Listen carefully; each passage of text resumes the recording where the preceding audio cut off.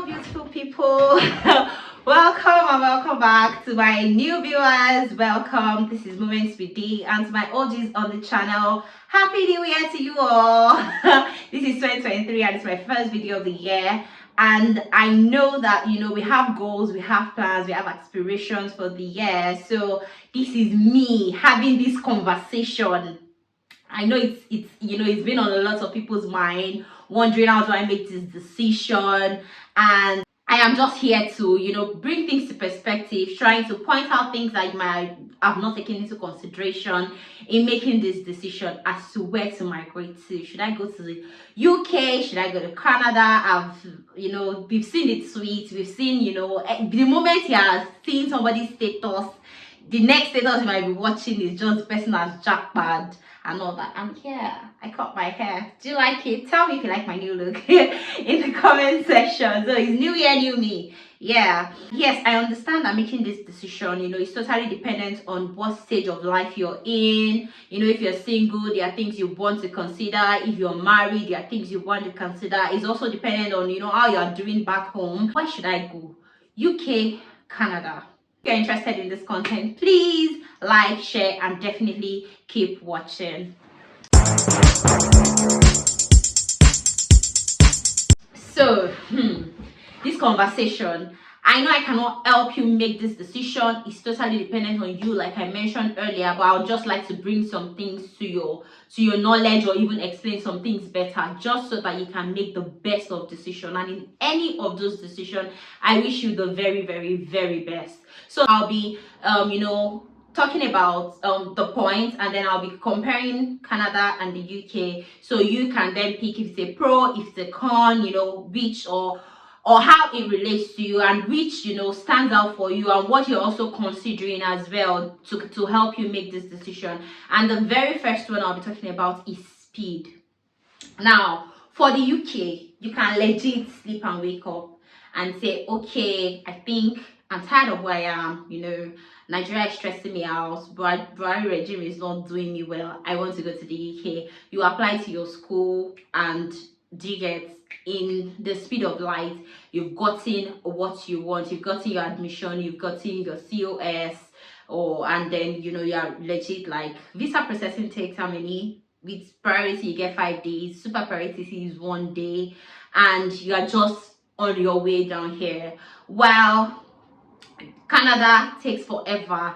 Even school application, like for those that are looking to go to school in September, the applications are already closing already. That's if it has even closed in December, and then maybe you start processing your visas in like February or even now, so that you can get them ready in September, so that you'll be able to go.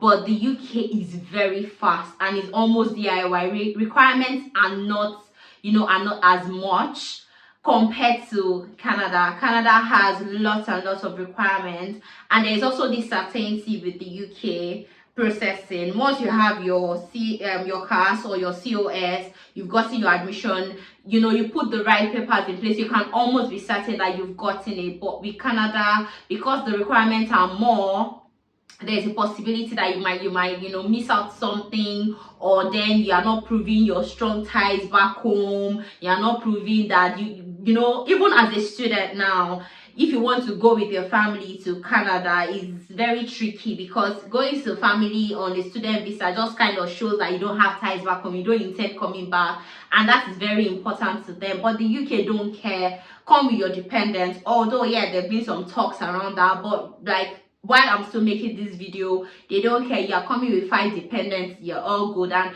your dependent gets your spouse or your partner, they get that work permit, and they can as well just work unlimited hours, even though you maybe as a student have to work limited hours. So there's that speed, there's that certainty that comes with processing the UK, mostly as a student, given that that's what's common now, compared to processing Canada in this case. So the speed is there. Then I also touched on the requirements. I'm speaking about speed. The requirement for the UK is quite small in comparison to Canada. Canada has like 1,000,001 requirements, and if you're not even now going via school, oh my god.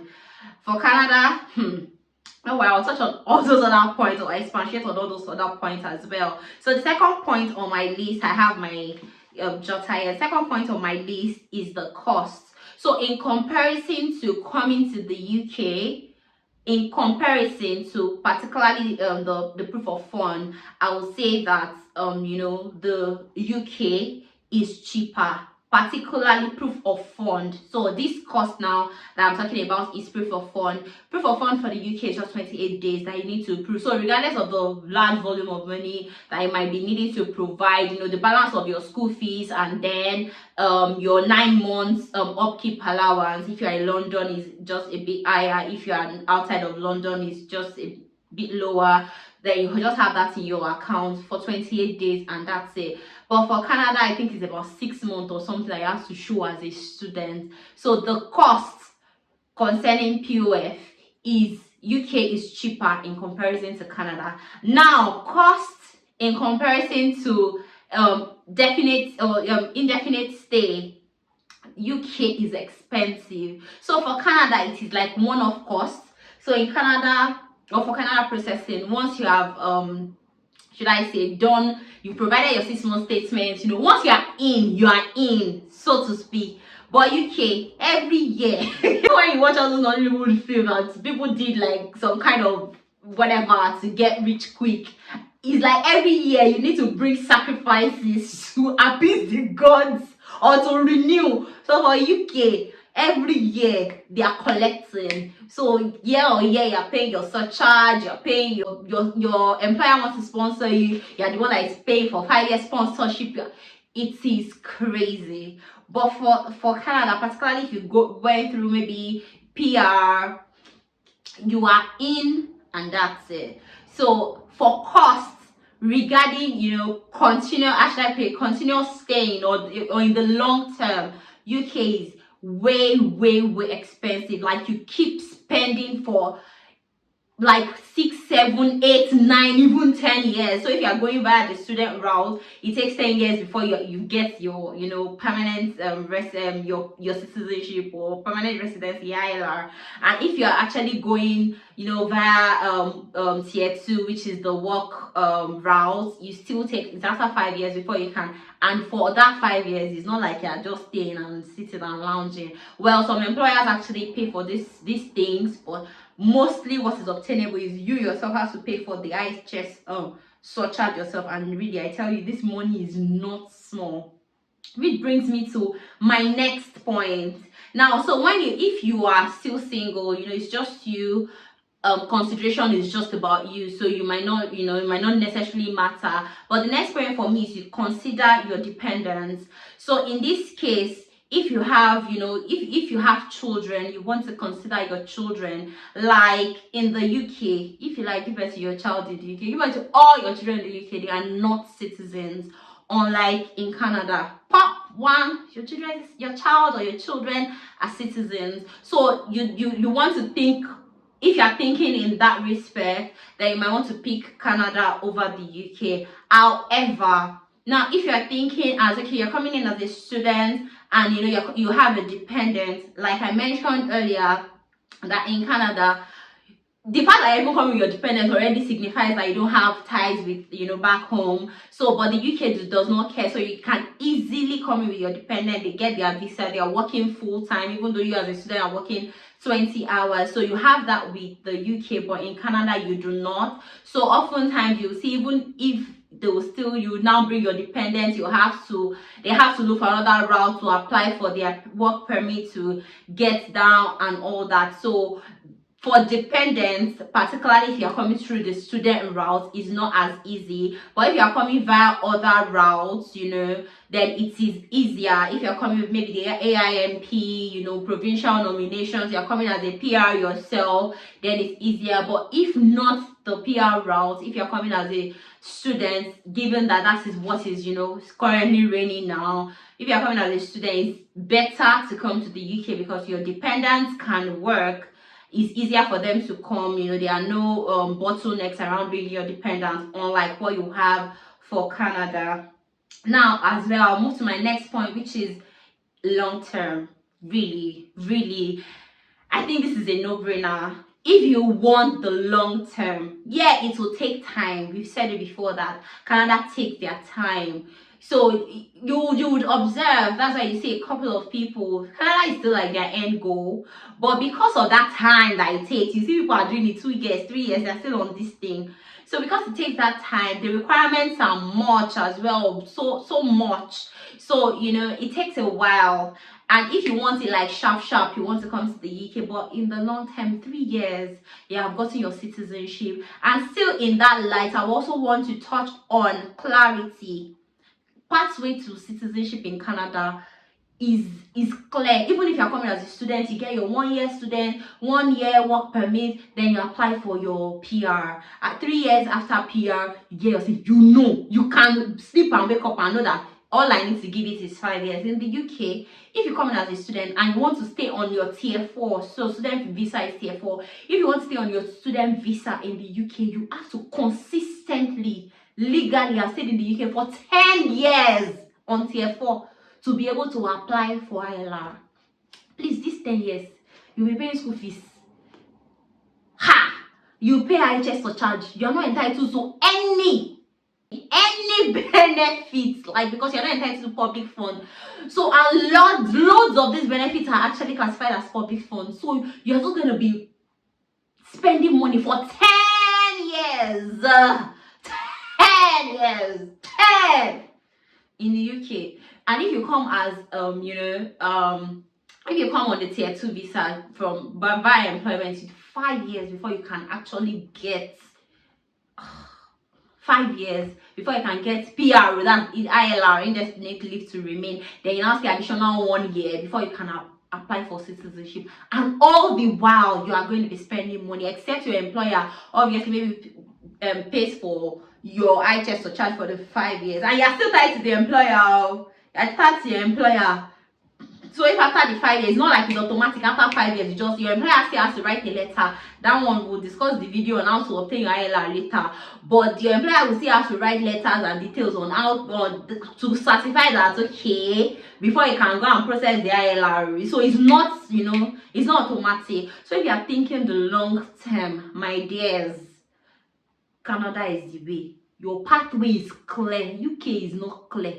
UK is like this. It's not certain. You see the way it is certain for you when you are paying your masters and you know that, yeah, I have it, I can, yeah, I'm going. That certainty that they gave you, you are still coming to come and solve it. Because along the line, it becomes uncertain, and that uncertainty can be very, very, very, can mess with your mental health, can mess with your long-term plan. So if you are somebody that, you want to have this sense of stability, you want to have this sense of certainty, then just pick Canada. It will take time, but when you finally get it, you know that you can plan your life. And okay, in 3 years I'll get my second, and given be that, we know where we are coming from now, be that we are coming from Nigeria, that second passport is very important. So if that is the goal, getting citizenship here in the UK, it is hard work. Like, I think people need to be celebrated. You call party, do you get? Like, do normal Nigerian party where you have gun players, don't be playing for you that, what did you collect? I collected my red now turn blue passport. Like, it is a big deal, because you would have spent, it's just so if you're thinking long term, certainty and all that, and also your children get to be citizens straight up, even in Canada. But now, who does not want that one? So on to the next point, immigration friendliness. Now, most people wouldn't have told you this, but this is me. This is Moments with G telling you, if you want a country that is immigrant friendly, just go to Canada. Just carry your bag now as I'm talking. Know that Canada is the way. Now, what do I mean by that? Canada have, immigrants are landing. They have lots of programs. They have lots of conferences and workshops that they set up for immigrants, how to help them settle, what do you want, this and that, putting them through things. UK is not immigrant friendly. See, when you enter, if you just want to do school and carry your bag and go to your country, you don't have an issue.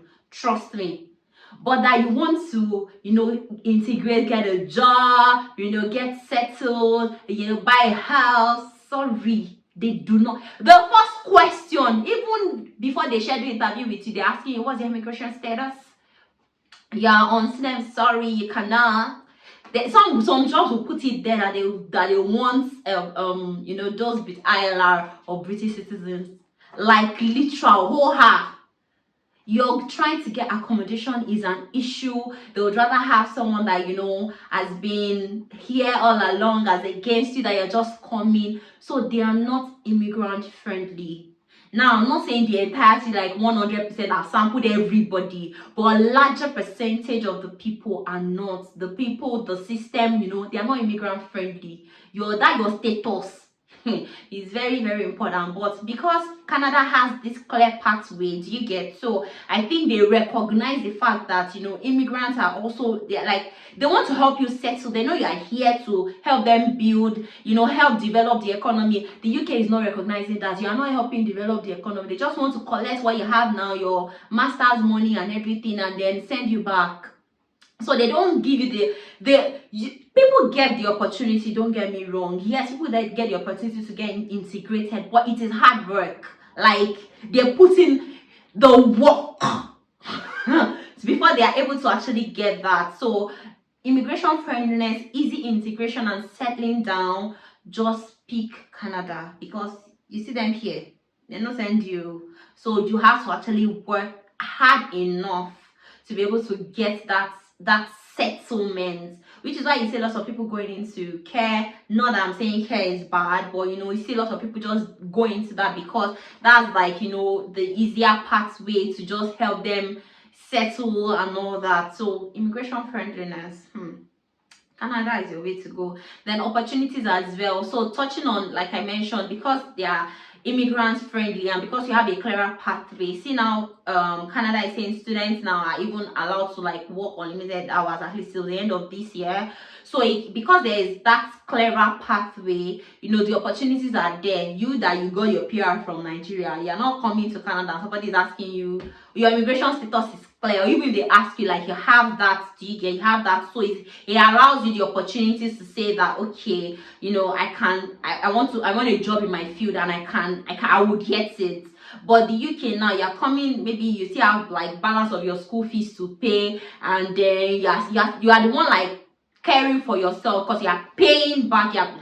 The monies you put for your proof of fund, they are not yours, so to speak. For the UK, they are not yours. They are expenses that you pay for. But Canada, the money that you have for your proof of fund, particularly if you are coming via PR or PNP and all sorts, aside maybe as a student, the monies that you have in your account, they are yours to help you settle. Do you get? So if you show the proof of fund of 20 million naira or whatever that you have in your account, when you get there, that money is still your own. So it's easy to say, okay, see, let me just give myself 2 months to look for a job and I will get it. But here, that money is your school fees balance, if you remember, and then maintenance fee. So people want to get here, and there's no that you don't have that leeway to say, let me sit down 2 years, I want to be looking for a job, when they will even be reminding you that this job is only for citizens. You want to sit down, okay, maybe you'll be sleeping on the street. So the opportunities are there in Canada because you also have better negotiating power as an immigrant as against staying in the UK. And still, this brings me to the fact that also the pay here is a bit lower, not necessarily because of that, but because the tax is higher here. Before you are earning 45k thereabouts, you're already paying, there is a percentage of your salary that is already 40% taxed. The tax is, the bands are they shorter now or higher?